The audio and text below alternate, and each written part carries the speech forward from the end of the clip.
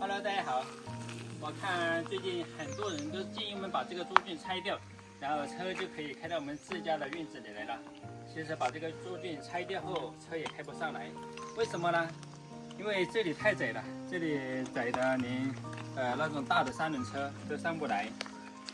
像这边上呢，又是南禅那户人家的地，它是寸土不让，所以说往这里上来啊是行不通的。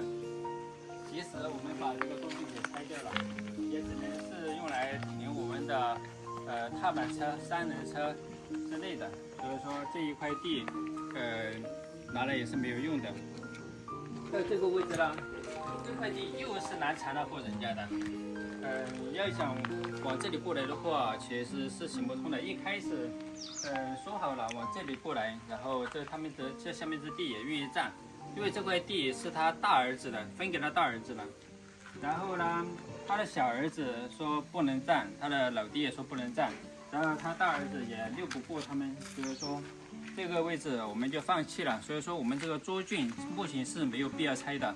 如果说拆掉了，这些柴火就没有地方堆。我们现在的想法是把这个猪圈上面给它盖起来，盖起来以后就把一些柴火或者还有那个废弃房子里面的这些柴，全都用来劈成小块小块的，把它整整齐的堆在里面。我们平时做饭啊，以后冬天烤火就在里面拿方便一些。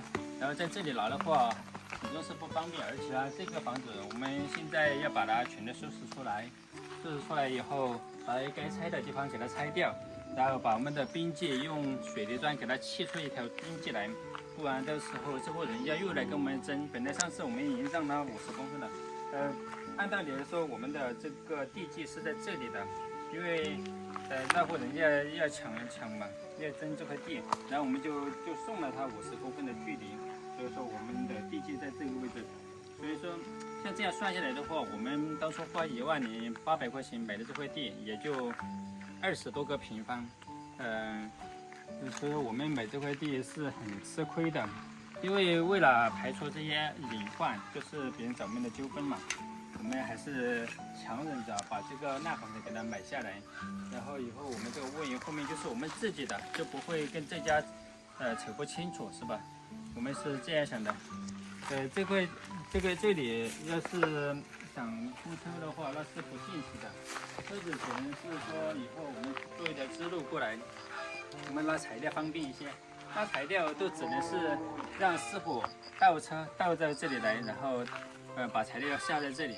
要想直接开进来的话是没有办法挑头的。大家看，当初我们买那个烂房子，就是这部房子他们是承诺的是这块地免费给我们用。在这里我们倒是也可以让挖掘机给它清理出来，然后我们用来停车之类的。所以说我们的车以后也是可以停在这里，比停在我们租房子那边要方便得多。因为这里直接到我们院子里面，其实还要近一些。还有就是，即使我们在这里开通一个匝道，就是说到我们这里下面的一条支路，但是这个项目呢，它只能硬化主路，所以说主路还是从租房子那边去。这里只能给我们挖一条毛路，所以这里不硬化。即使能硬化的话，这户人家他也是不同意的，他不允许我们把他的院子给硬化这个地板嘛。其实按道理来说，我们给他硬化是好事啊，是吧？让他这个院子又干净又整洁，但是人家不愿意啊。如果说我们要硬化的话，还得给他钱。我们硬化这一点呢也没有用，不硬化我们的车也能过去，所以说这里我们是不打算硬化的，就让它这样，我们到时候让挖机给它这些掏平一下，让车子能正常通行就行了。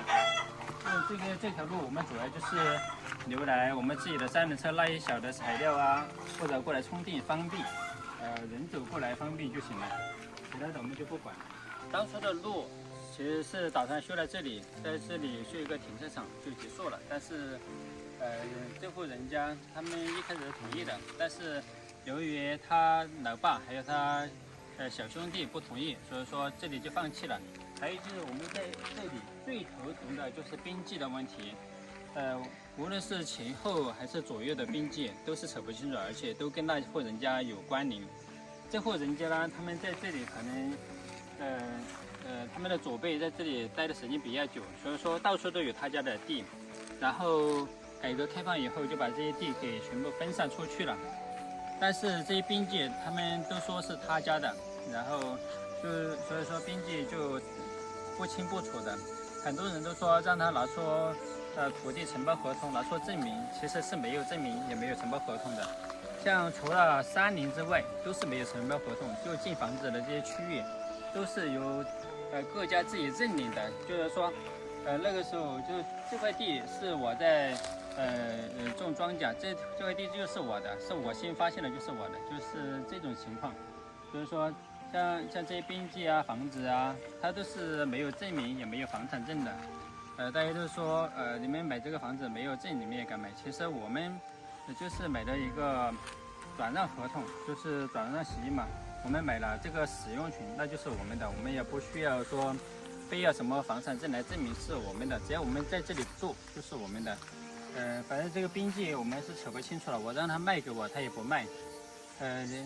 反正他就是要找你扯，今天让你给一点钱，明天让你给一点钱，然后我就是说，你来找我要钱那是不可能的。你觉得我这边占了你的地，我可以把我的墙敲掉，然后我把墙砌过去一点，然后以后就不要再扯这个事情了。但是他们又一直不上来，有时候真是让人头疼。这户人家因为整个村到处都是他们家的地，他们这些地是怎么来的呢？就是他们祖辈在这里的时候，他们地就很多，然后把这些地给划分出去以后，他们又来争，然后因为他们家人是不讲道理的。一争的话，人家有的人他不想跟他扯，就给他们了。他们说我们这块地从这个位置就是以前都是他们家的。他还跟我说，他说他们不想扯，然后就从这里起，就从这个位置起，这就是他们的。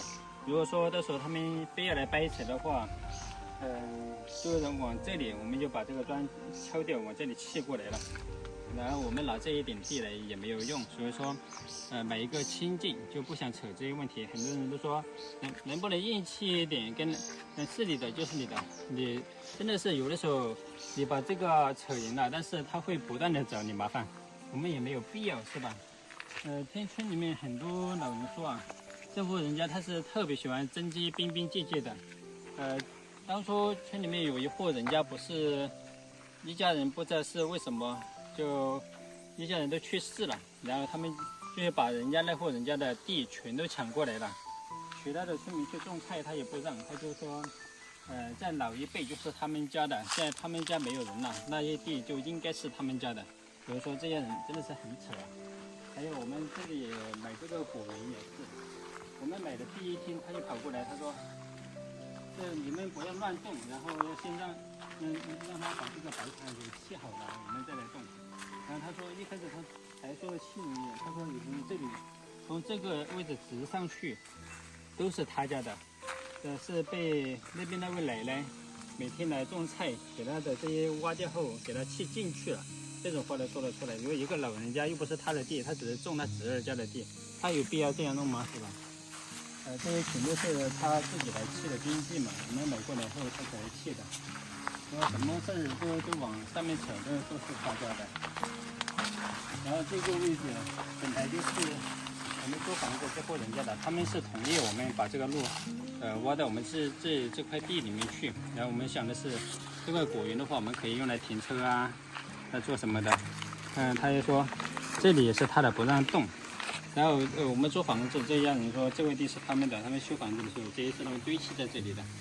所以说这些扯不清楚的，我们就不扯了，我们也不需要把这条路接过去，就随他吧。反正我们现在车能通到这个位置已经很方便了。这几步路的话，我们自己人工搬运过去也没有什么。所以说农村就是有这么多纠纷的问题，无论是你到哪里都会有这种恶灵。所以说也别想说哪里好哪里不好。它只是少部分的地方比较和谐，其实大部分的地方都会有这些利益的纠纷的。只要碰到他的，他都会来找你麻烦。不是有一句古话说的好吗？就是荒地无人耕，一耕就有人争，就是这个道理。还有就是大家一直都在说，为什么不找原房主来把这些问题扯清楚？因为我们已经问过云房主了，云房主说他们从哪里卖的，就是哪里就是他们家的。他来跟他们扯也扯不清楚，所以说云房主也一直不愿意来扯这个事情，因为他们跟他家已经吵了一辈子的架了，现在好不容易把房子卖出去了，他们也不想来牵扯太多的事情。很多还有就是大家说这些事情找村支书来处理就好了，村支书来更加处理不了，因为他们不听村支书的。他说是他的就是他的，谁来都没有用。